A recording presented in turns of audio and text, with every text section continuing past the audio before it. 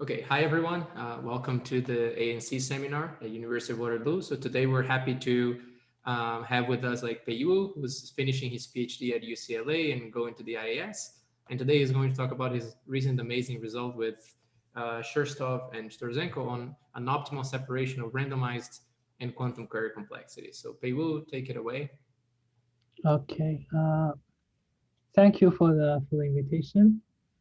Um, so I guess it's already introduced that the title of this talk is going to be an optimal separation of randomized and quantum query complexity, and this is a joint work with Alexander Shostov and Andrei Storchenko. So like a central open problem in quantum computing is how much faster can quantum computers be than the classical computers? And most of the research has focused on the query model. So now let me briefly review the query algorithms. In the classical setting, a deterministic query algorithm is simply a decision tree. So for example, in this picture, it describes an algorithm where we first query the variable x1. And depending on the values of this variable, we either query x2 or x3. And we will just repeat this procedure until we reach a leaf of this tree. And the label on the leaf should be the value of this function. And now throughout this talk, I'm going to use this -1 and 1 representation to encode the input bit. Now a randomized query algorithm is simply a distribution of decision trees. And we say that a randomized decision tree computes a function f with error epsilon if the probability that this algorithm output a wrong value is at most epsilon for any input. Now sometimes the function is not defined on the entire Boolean cube. Then the correctness criteria only applies to those inputs with a defined output. And we will refer to such functions as a partial function. And for the functions who is defined on the entire Boolean cube, we will refer to as the total functions. Now the randomized query complexity of function f with respect to an error parameter epsilon is just the minimum depth of a randomized decision tree that computes the function f with error epsilon. So that was the classical query algorithms. And for quantum algorithms, when we make a query, we can put the query indices in superpositions. As a result, in a single query, we will be accessed all the inputs. But the problem is that these values are stored in the amplitudes of the quantum states. And therefore, it's not immediately how we can extract the exact information that we actually need. The query model is important in quantum computing. Like it captures a lot of quantum breakthroughs.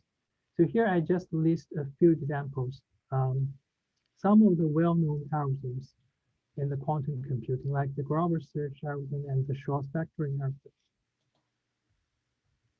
Now, a natural and fundamental question is how much more efficient can a quantum query algorithm be than a classical query algorithm? Simon was the first to exhibit an exponential speedup of the quantum algorithm over its randomized algorithm. In particular, he shows that there is a function who can be computed by a quantum algorithm using log n queries, but a randomized algorithm would require square root n queries. But is this the largest possible separation? Can we have like a separation of n versus constant, for example. So this question was first explicitly asked by Berman et al., and later by Aronson and Ambinas. Towards resolving this question, Aronson and Ambinas introduced the Rorrelation problem. They also showed that for this problem, there is a quantum algorithm using a single query, but a randomized algorithm would require at least square root n queries. They also give a simulation result, which says that if we have a quantum algorithm that uses k by 2 queries for some constant k, for any constant k, then this algorithm can be simulated by a randomized algorithm using like n to the 1 minus 1 by k queries. So this simulation result tells us that the constant versus linear separation is not possible. We can't get this separation. And in recent years, Tall generalized the Rorrelation problem, and he refers to this generalization as the Rorrelation problem, which we will define later. So the Rorrelation problem is a family of functions defined with respect to some parameter k. Tall shows that the Rorrelation problem can be solved by quantum algorithms using k by 2 queries, but the randomized algorithm would require n to the 2k minus 2 divided by 3k minus 1 queries. So in our work, we give tight analysis on the Rorrelation problem. Namely, we show that its randomized query complexity is in fact n to the 1 minus 1 by k. So in view of Aronson and Ambinas simulation result, our lower bound is optimal. And this is the largest possible separation between the randomized and the quantum query complexity. Now, in more detail, what we proved is the following. We proved that for any positive integer k no larger than log n by 3, then we can define a function, a partial function, such that its quantum query complexity with respect to this error parameter is k by 2, and its randomized query complexity with error parameter like this is n to the 1 minus 1 by k divided by pi log n. So for constant k, these error parameters are all bounded away from the half. And of course, we can apply the standard error reduction to get these measures with respect to the more familiar error parameter of 1/3. And then the quantum query complexity will be exponential in k. And the randomized query complexity is still n to the 1 minus k divided by pi log n. So if we pick different kinds of k we can exhibit different kinds of separations. For example, we can pick k to be a large constant. And in this case, what we get is a separation of n to the 1 minus epsilon for an arbitrarily small positive epsilon versus the constant. And we can also take k to be a slow growing function. And in that case, what we get is separation between n to the 1 minus letter O1 versus a slow growing function. So all these results are for partial functions. Now, if we are interested only in total functions, then things are very different. It is well known that the randomized query complexity and quantum query complexity are polynomially related for total functions. And prior to our work, the largest separation was due to Tall. So he showed that there's function whose randomized query complexity is at least its quantum query complexity raised to power of a by 3. On the other hand, Aronson et al. Has shown that there cannot be any separation larger than quadratic. So in our work, we improve on House work. Our polynomial factor, we give a cubic separation.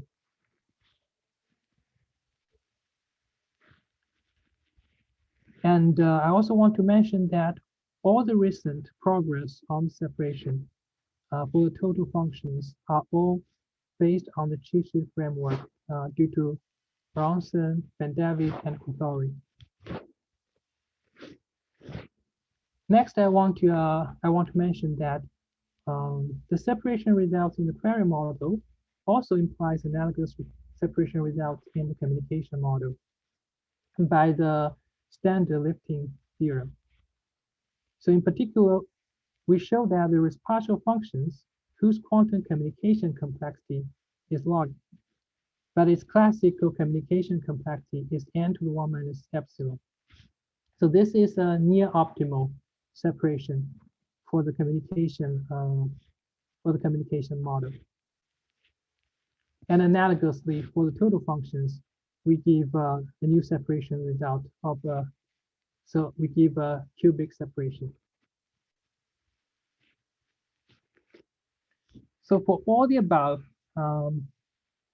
separation results, they rely on the following Fourier analytic result that we proved. And we believe this Fourier analytic result is important on its own right.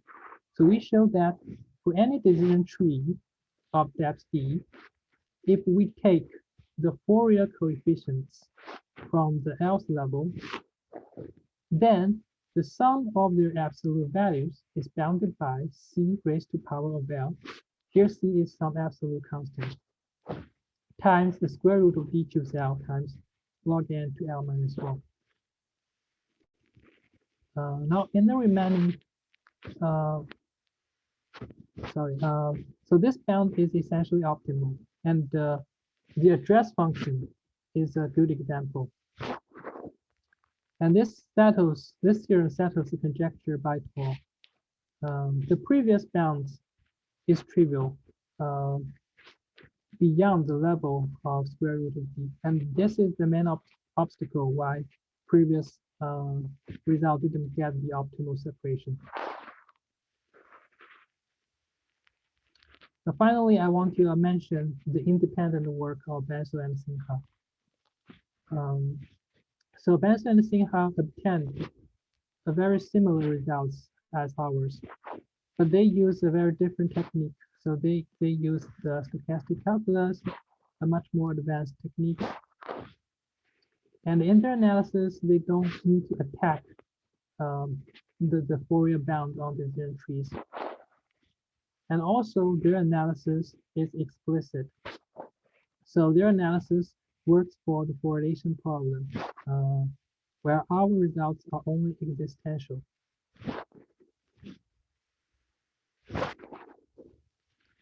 So next, let me introduce you the main factor in our separation result, so the Rorrelation problem. So let U be a orthogonal matrix. So U is used to define the Rorrelation problem. And our inputs will be K vectors on M bits. Now we define the Rorrelation of the K vectors as follows. We take the O1 row vectors times of the diagonal matrix, whose diagonal is just the x1 vector, and then times U, and then times the diagonal matrix of x2, and then times U, times U times the diagonal matrix of xk. And finally, we times the O1 column vector. So it's not hard to see that this gives us a number between minus and n. So we take the normalization, and that gives us a number between minus 1 and 1. And that is the Rorrelation of these K vectors. Now, the Rorrelation problem will be a promised problem, where the 1 instances are those inputs whose rorrelation is larger than 2 to the minus k. And the zero instances are those whose rorrelation is small in absolute values, smaller than 2 to the minus k minus 1. And we won't care about the other inputs.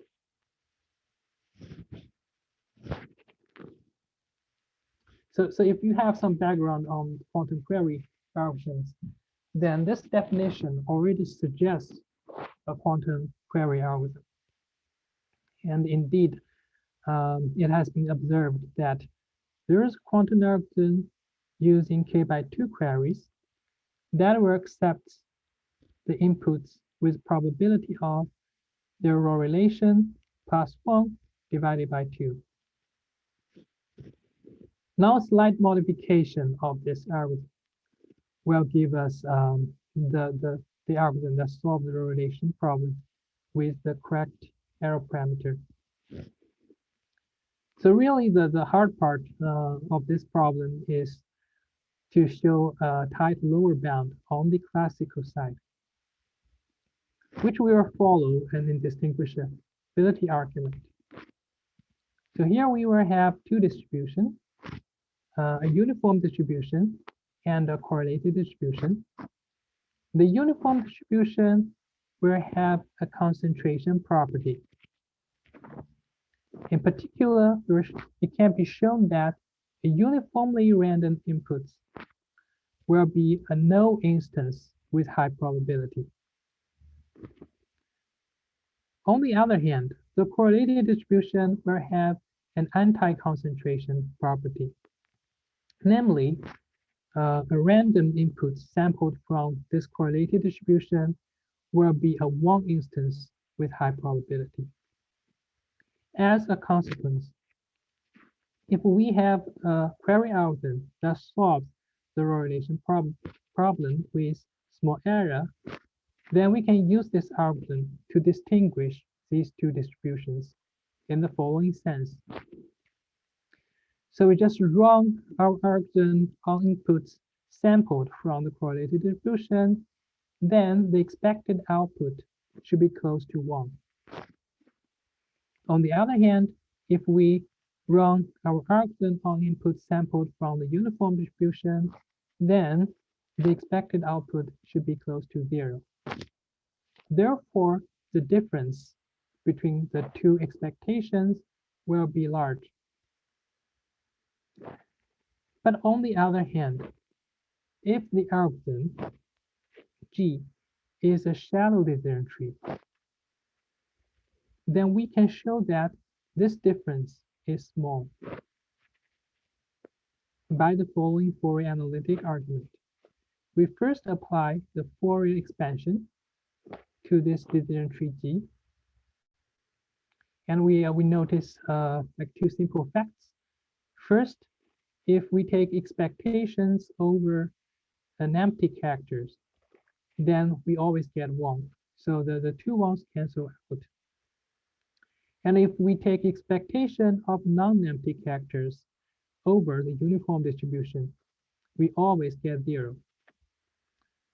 Therefore, we get this simplified expression, which is a weighted sum of the expectation of non-empty characters over the correlated distribution. And the weights are just the corresponding Fourier coefficient. Now we group the terms based on the level of our Fourier spectrum. So we sum from level 1 to level n. And within each level L, we first take out the maximum of the expectation of non-empty characters within that level. And then we times the sum of absolute values of the Fourier coefficients from level L. So this second term has already been analyzed by Tall. He shows that it decays exponentially fast with respect to L. And plugging our bound on the Fourier weight of decision trees, we can calculate that this big summation will be small if G is a shallow decision tree. And therefore, the randomized query complexity has to be large for the Rorrelation problem.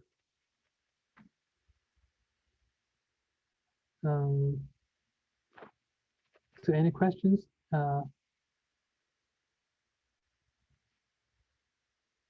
Okay. Next, I'll just show how we actually prove the Fourier weight bound on decision trees. Just recall that what we want to prove is the following. We want to prove for any decision tree of depth D, then the sum of the absolute values of the Fourier coefficients from the L's level will be bounded by C to the L times square root of D choose L times log n to the L minus 1. So, Peyu, actually, I have a question. So, like, prior to this main theorem, like, so did Avishai also prove his lower bound, like, via a theorem like this, like a Fourier weight theorem? Yes. Oh, and what was his bound? Oh, I think, let me see, I think his bound is D to the L. So his bound is C to the L times square root of D2 to the L. Okay. So for large L, for L large enough, it will be very bad. I see. Okay, I see. So the whole improvement here is that you also have this log n factor here showing up that. No. Let me say it again. Wait. Well, what? Let me just say it again. So what Tall proved, the bound that given by Tall, I think, if I remember correctly, is square root of D choose L times some log factor. So the thing is, for this binomial coefficient D choose L, when L, for example, when L equals to D, it's 1, but D raised to power of D is very large. So that's why their bound is bad. Okay. For large L. I see. Okay, good. So basically we improve. So basically he give so his analysis is tight for constant L, but becomes very bad for large L.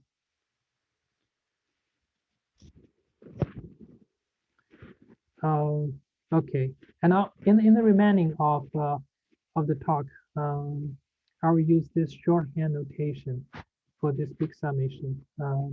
So level L Fourier weight of tree T. And we will prove a little bit more general version of this theorem. In particular, we will allow our tree to output -1 in addition to 0 and 1. And we will also keep track of the density of the density of the tree, which is the fraction of inputs that gives a non-zero output. And then we will show that the level L Fourier weights of this tree is bounded by C to the L times square root of D choose L times a lambda function on the density of this tree. Well, the lambda function is defined as follows, which we don't need to worry about it. We just need to remember it's increasing, it's concave. And if we plug in P equals to 1 into this expression, then what we get is the square root of log n raised to the power of L minus 1, which showed up in previous slide. So before we prove this here, let's get some intuition by expecting two special cases. The first special case is when our tree T is non-adaptive, which means that our queries does not depend, which variable to query does not depend on the outcome of previous queries. So in this case, we are able to bound its Fourier weight by the following two steps. In the first step, we just apply the Cauchy-Schwarz. We notice that if the tree is non-adaptive, then at the L level, there are at most E choose L Fourier coefficients that are non-zero. And in the second step, we apply the Parseval's identity that the sum of the square of the Fourier coefficients is bounded by 1. And that gives us the square root of D choose L. So another very instructive special case is when L equals to 1. So if we want to understand the level 1 Fourier weight, then we can actually assume that all the Fourier coefficients from the first level are non-negative. This is because that if we have a negative Fourier coefficient, then we can just negate the violating variable. And then the weight, the level 1 weight of tree T is just the sum of the Fourier coefficient from the first level, which can be interpreted as the following random experiment. So here we take a random leaf, and then we write down the label on the leaf, and we multiply it by the sum of the edges along this root leaf path.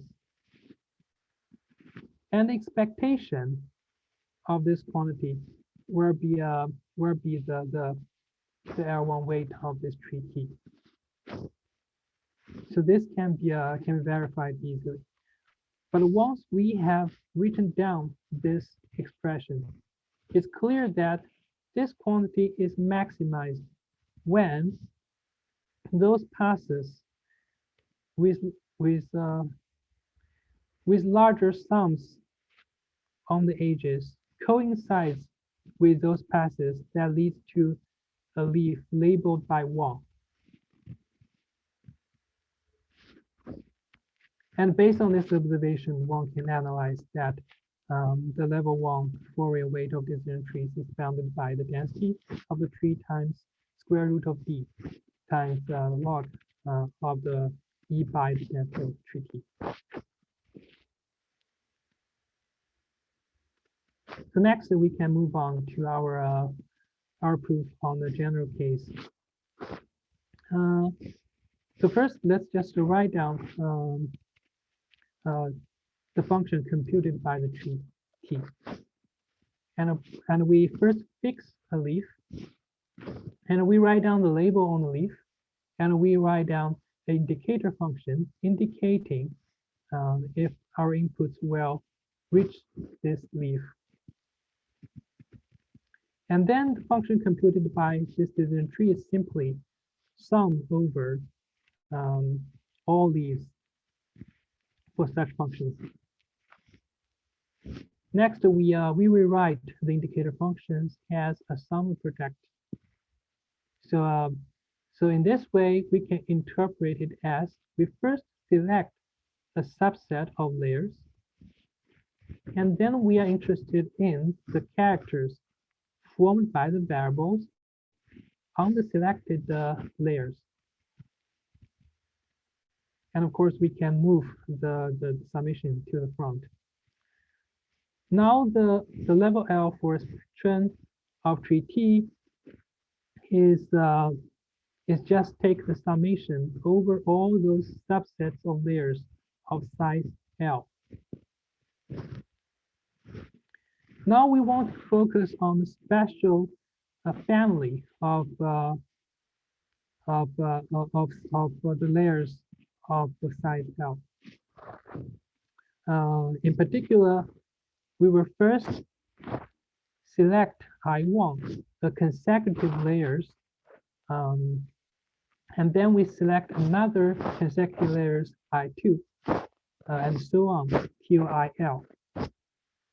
So we selected L consecutive but disjoint layers from the decision tree T. And we will refer to a consecutive layer as interval. So we have L intervals. Now the special kind of families that we are interested in, defined with respect to these intervals, are just those subsets who intersect with each interval for exactly one element. And we will refer to those kind of family as the elementary families. Um, any questions?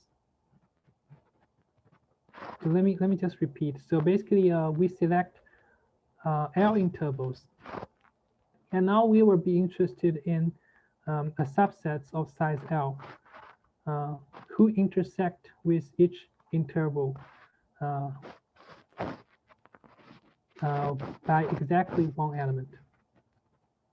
So in other words, we will just take one layers from each interval, and we will restrict ourselves to to to to to to uh, uh, to those subsets.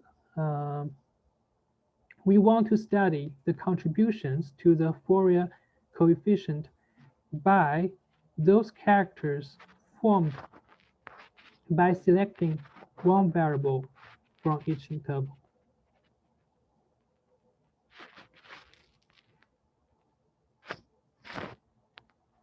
So of course, we have many different ways to choose these intervals, therefore many different ways to choose the elementary families. And our strategy will be the following. We want to decompose the level L for a spectrum as a sum uh,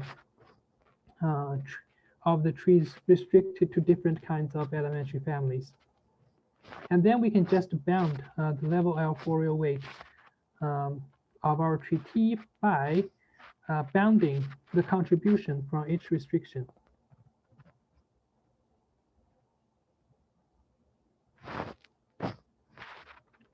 And now our proof will need two more theorems. In the first theorem, we want to show that no matter how we pick the intervals, no matter how we pick the elementary family, then its contribution is proportional to the square root of the size of this elementary family. Precisely, the contribution is bounded by c to the L times square root of the size of the elementary family times this lambda function on the density of tree T. So this just reflects our bound on the main theorem. And in the second theorem, we need to show that the sets of the subset of size L can actually be partitioned into elementary families in an efficient manner. So we will need to show that there exist elementary families E1, E2, EM such that if they form a partition of all the subsets of size L, and in addition, the sum of the square root of their size is approximately the same as the square root of the total number of the subsets of size L. Now, if we put all these pieces together, we just get the desired bound.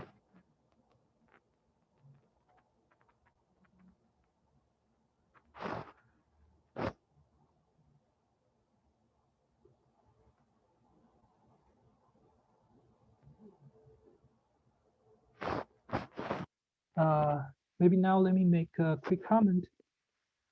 So this theorem too is actually is not does not hold for the elementary that the elementary family that we defined. So in reality, for this theorem to hold, we need to define the elementary families a little bit differently. We were allowed like picking two layers from each interval instead of like one layer from each interval. Mm. But we were not worried about this technicality in this talk.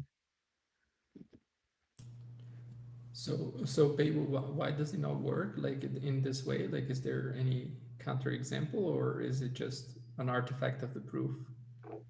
Oh no, yeah. It's there. there. So it's, I don't know. It can't be. I don't know. It can't be seen like there is a counterexample, but we can prove that this does not hold if we define the elementary family in a naive way. We can actually prove this does not hold. Okay. Okay.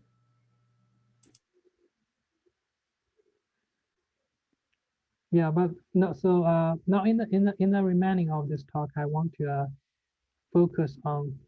I want to give some ideas of how we prove the first year. So I guess before we move on, any questions at this moment?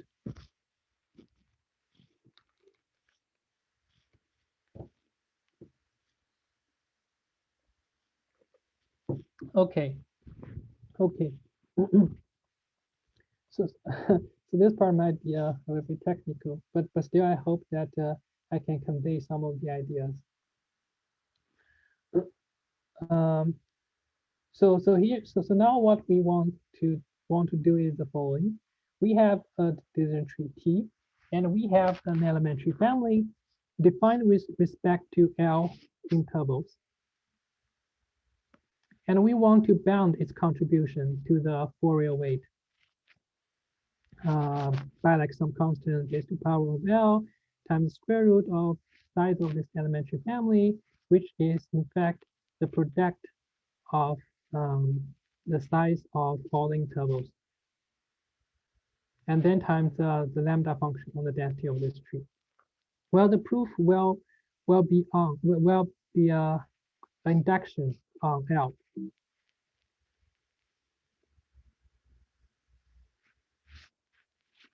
And the base case is when L equals to 1, which we have already discussed. And in the inductive step, what we kind of want to do is we kind of want to remove the last interval. And then we can apply the inductive hypothesis. So how we do it, at first we take a bucket step. So we were take the bucket step based on the densities of the subtrees on the last interval. In particular, we write it as a sum of Tj, where Tj just collects those subtrees whose density is between 3 to the minus j minus 1 and 3 to the minus j. So within each bucket, the subtrees are of about the same densities. And for the other trees, and for the other subtrees, we will discard them and replace them by a single leaf labeled by 0.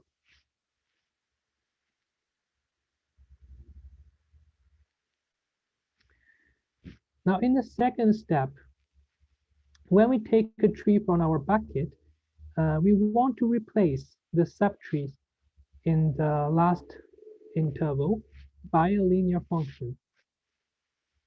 And why we can do this is because when we restrict ourselves to an elementary family, we are only interested in the characters formed by picking one variable from each interval. And therefore, what matters for each subtree is only its linear parts of their Fourier expansion. So intuitively, this is clear, and it can be verified in a straightforward manner. So now what we get is a decision tree whose leaves are labeled by linear functions. So these are not standard decision trees, but we can treat them as formal objects. And conceptually, it makes things easier for us.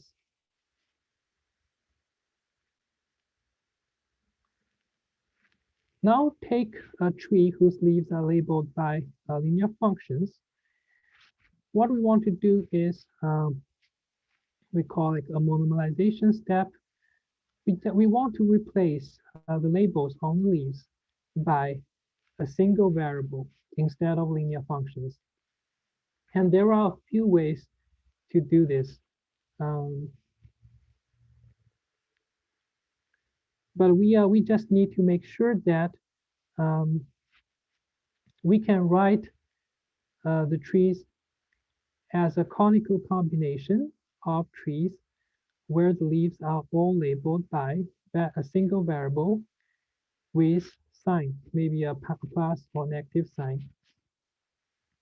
And we ensure that the trees on the right-hand side has density that is small or equal to the densities of the trees on the left-hand side. And we also make sure that the total weights does not exceed the maximum of the Fourier weights of the linear functions on the left-hand side. And now the Fourier weight of the linear functions can actually bound by the base case of the theorem. So now we are just bounding the level 1 Fourier weights of a subtree. And also we know that for these subtrees from bucket Tj, their density is approximately 3 to the minus j. So we can just write down the base case of the inductive hypothesis.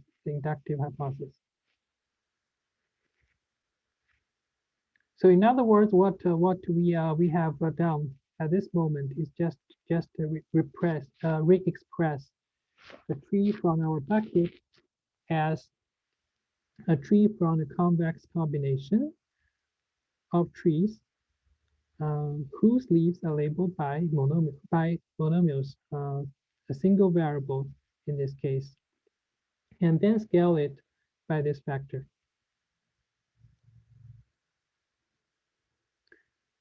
Now, in the next step, we take an arbitrary tree whose leaves are labeled by variables. We want to decompose it. We want to further decompose it based on variables. So, for example, if we are interested in variable x1, then we will take x1 and times the decision tree. Its first and third leaves are labeled by 1 because on the left-hand side of the tree, its first and third leaves are labeled by x1. And the other leaves are not labeled by variable x1. So they are labeled by 0 on the right-hand side. And similarly for variable x2, its second and last leaves are labeled by 1 and -1 because on the left-hand side, the corresponding leaves are labeled by x2 and -x2 respectively, and so on. So in this way, we have expressed our tree as a sum of the standard decision trees, but with respect to an elementary family defined based on only L-1 intervals.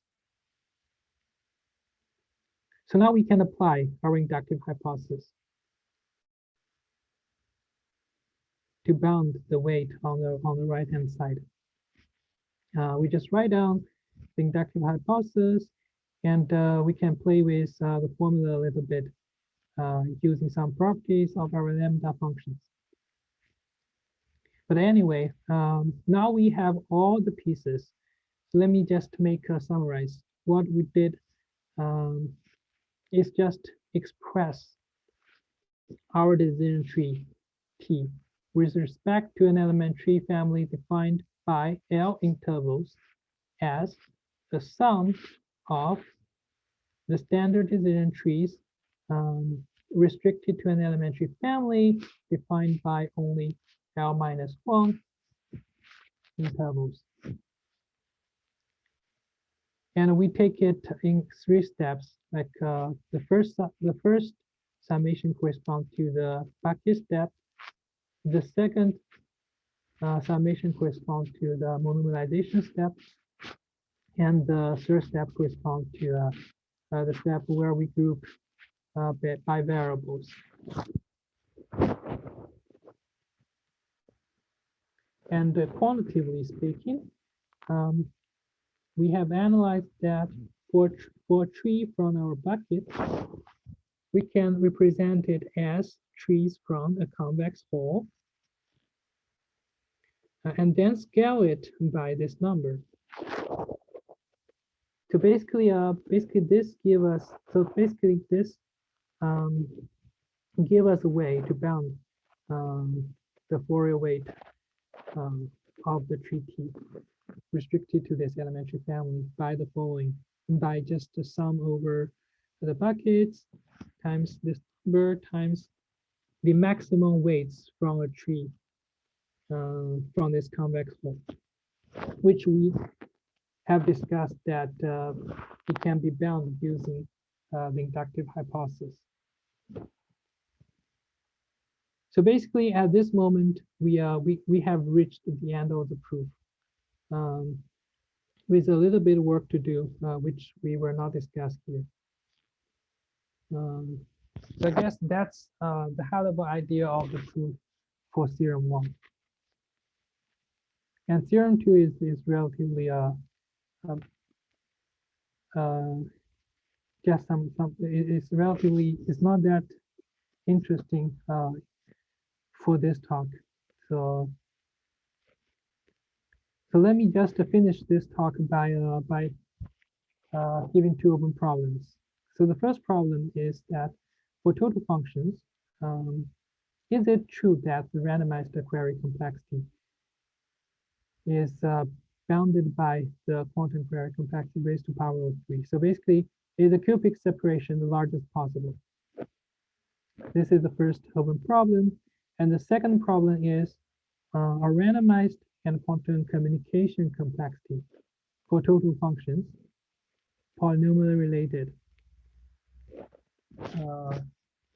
So these are all very important open problems.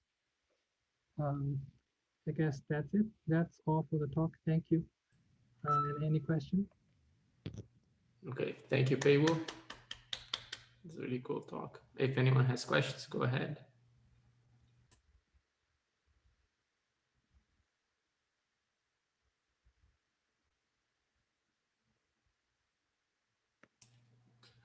Okay, if not, I have a question. So yeah, so what is so how do you do the other theorem that you didn't show us? Like what goes into the proof of that? So that's actually a quite I mean actually the idea is quite natural. So let me see how to say this. So we just want to show that there's a way to partition all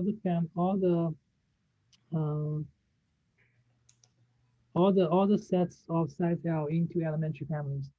And the naive way is just to do a divide and conquer approach. So we want to just how to say this? We want to first take a cut on the middle point of the D layers, and then we want to cover like the first half, and also want to cover the second half. And then there are something like missing. So some intervals that will how to say this? Right.